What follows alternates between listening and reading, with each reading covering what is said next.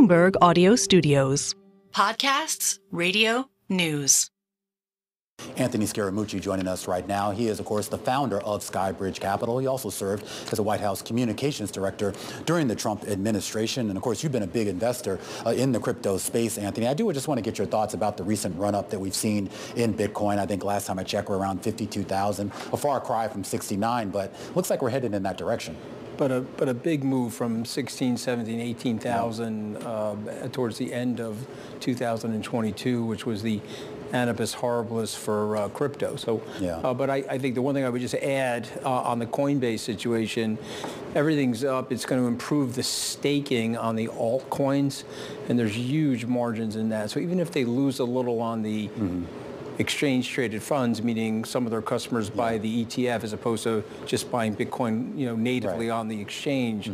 They're picking up revenues from the whole lift in the overall market capitalization. Do you think that? So you think this is going to spread beyond just Bitcoin itself? I know it's already done that to a certain extent, but the narrative has always been, okay, spot Bitcoin ETFs, you don't really need Coinbase, but we forget that there's a whole other ecosystem out there. So I think what has typically happened is, as you see a swelling in Bitcoin, the grandfather of cryptos, it sort of spills over into the other assets. And so just what happens is you're making profits in Bitcoin, you start to redeploy them into riskier assets. And some of those assets are really not that risky relative to Bitcoin. As an example, Ethereum and Solana are probably now in that big boys club. And so, but listen, you stake with a place like Coinbase because it's safe, it's good, highly good regulatory process inside there. It's probably one of the best run cryptocurrency exchanges in the world. So you feel the safety there, and they do take a reasonable size of the profits as a result of that. And I don't think we should underestimate that. So Gary Gensler made pretty clear that the SEC was holding its nose as it approved those spot Bitcoin ETFs. What does that mean for the prospect of ETFs backed by other cryptocurrencies like Ether, like anything else?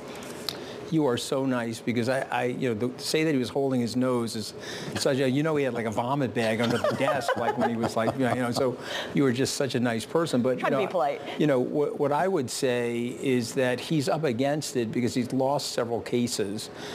He will. But would it take another lawsuit to get there? I think he will. I think he's decided that the powers that be politically in the elite don't like crypto. They don't like the energy around Bitcoin. And I don't think they want an ETF for Ethereum. And so that May decision, I think, gets pushed.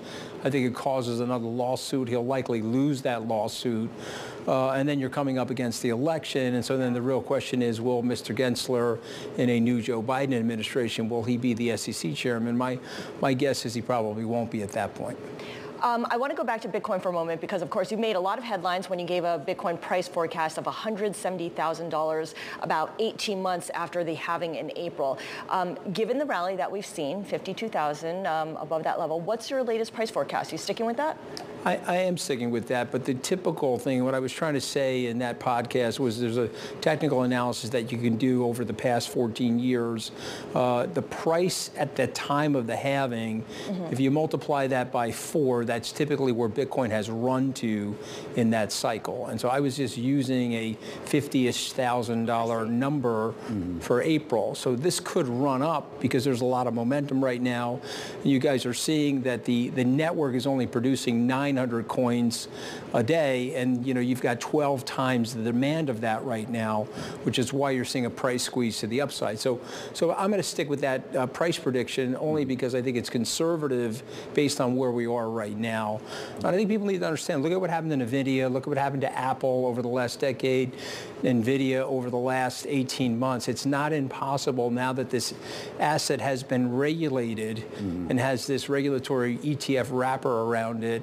And remember, I've been on Wall Street. This is my 36th year on Wall Street. Wall Street sells product, and these products are sold and not bought. And you have armies of people now that are putting these products in people's portfolios. And it's very limited demand for an asset like Bitcoin. You actually look great for a guy who's been on Wall Street for 36 years, by the way. There's a lot of Botox on my forehead, Romaine, and I can give you a referral to my dermatologist if you have an interest. I might need it one day. I am curious, though. I mean, who is kind of in this space right now? Because you talk about how, okay, maybe we see a repeat of NVIDIA and Apple and some of these big run-ups here, but that takes a lot of retail interest. Some of that really got shook out when we saw that big drop last year, or in 2022, excuse me, whenever it was. Are we going to see more of those people come back into it? Meaning this isn't just going to be the whales and some of the institutional and crypto faithful. So it's a really good question. And so the skeptics are saying it's the whales. Gensler himself is trying to make the argument that it's a few people that control Bitcoin. We really don't see that. Over 70% of the holders of Bitcoin own less than one Bitcoin.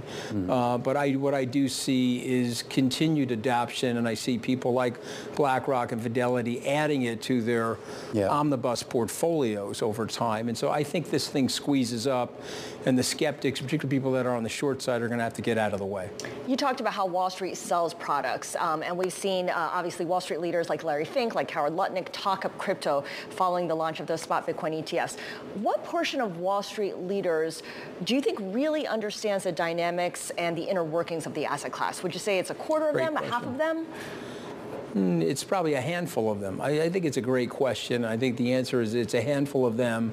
But here's what I would say to my Wall Street contemporaries.